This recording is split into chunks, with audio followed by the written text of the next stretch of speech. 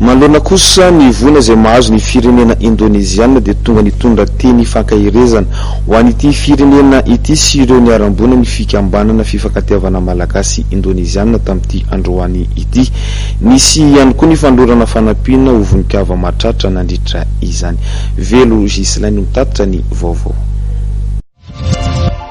Manoloana ny voina izay mahazo ny firenena indonéziana dia tonga nitondra teny fankaherezena ho an'ity firenena ity sy ireo niaram-boina ny fikambanana fifankatiavana Malagasy indonéziana dia tsy amin'ny tranony pragidrara tetsy ivandro no nanaovana izany. Nisy ihany koa ny fanolorana ny voatsirambin'ny tanana ho voin-kava mahatratra nandritra izany.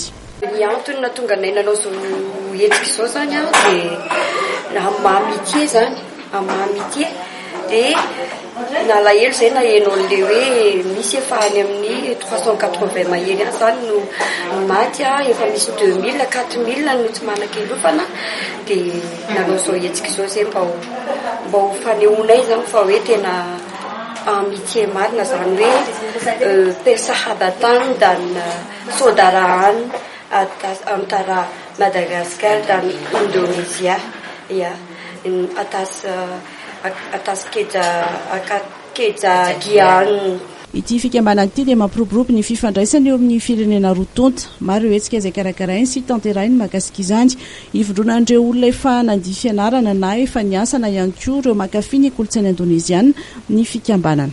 Tapitra ny vaovao zao alina izao sarony sika tany tokatrantany na tranjery hatramin'ny farany.